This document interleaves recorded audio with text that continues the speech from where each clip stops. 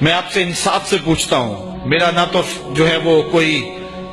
جارحانہ انداز ہے گفتگو کرنے کا اور نہ میرا مزاج ہے، لیکن میں یہ آپ سے انصاف سے پوچھتا ہوں، اگر آپ اپنی نسل نو کو یہ بتائیں کہ نبی دیوار کے پیچھے نہیں جانتا، دیوار کے پیچھے کیا ہے اس کو نہیں جانتا، تو مجھے بتائیں کہ اس کے سینے میں کیا رسول اللہ کا پیار پیدا ہوگا؟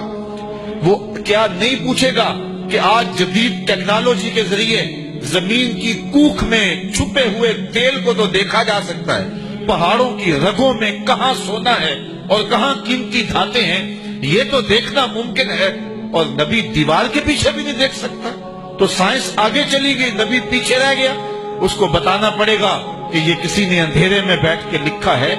نبی تو نبی رہا، نبی کا غلام مسجد نبوی کے ممبر پہ بیٹھا ہے، دیوار کیا راستے میں کئی پہاڑ کھڑے ہیں، نہاون میں جنگ ہو رہی ہے، 1 مہینے کی مسافت ہے، حضرت ساریہ پہاڑ کو چھوڑنے لگتے ہیں تو حضرت عمر یہیں سے آواز دیتے ہیں، یا ساریہ الجبل، اے ساریہ پہاڑ کو نہیں چھوڑنا، یہ شان ہے خدمت گاروں کی سرکار کا عالم۔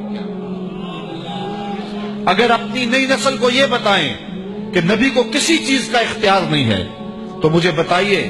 کہ نسل نو یہ سوال نہیں کرے گی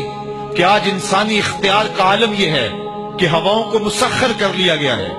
چاند کی چھاتی روندی جا چکی ہے، مریخ کے سفر کی تیاریاں ہیں، ایٹم کا کلیجہ شک کر لیا گیا ہے، پانی کو مسخر کر لیا گیا ہے اور پوری دنیا گلوبل ولیج بن گئی ہے، تو کیا نبی کسی چیز کا بھی اختیار نہیں رکھتا؟ نئی نسل کو بتانا ہوگا یہ ظلمتوں کے مارے ہوئے لوگوں کی کہانی ہے،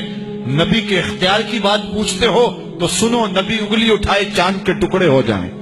سورج پلٹ کے اثر کے وقت پہ آ جائے، اور سڑیاں کھجوراں اگا جان دائے، اور پتھراں نو کلمے پڑھا جان دائے، قطرے کو سمندر ذرے کو ستارہ کرتے ہیں، کونین کو خم آ جاتا ہے جب زلف سوارا کرتے ہیں۔ نعرہ تکبیر، نعرہ رسالہ،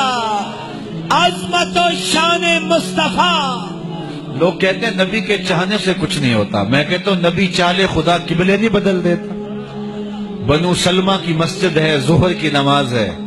حضور نماز پڑھانے لگے تو خاطر عطر میں بات آئی، قبلہ تبدیل ہو جائے تو کیا خوب، طائر سدرہ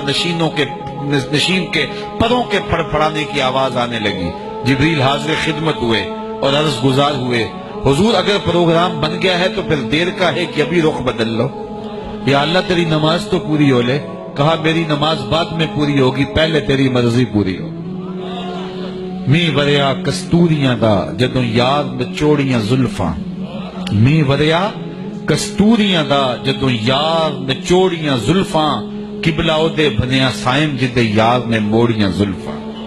تو ہم تو اس نبی کے چاہنے، اس نبی کے ماننے والے۔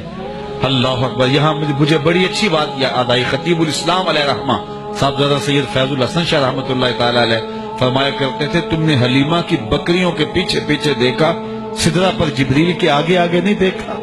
اور اقبال کہتا ہے تو نے یوسف کو کنویں میں دیکھا تو کیا دیکھا، ارے ناداں جو مطلق تھا مقید کر دیا تو نے۔ تو اس نظر سے دیکھا جائے اور نبی کے فضائل و مناقب بیان کیے جائیں تو نئی نسل کے سینے میں حضور کا پیار پیدا ہوگا۔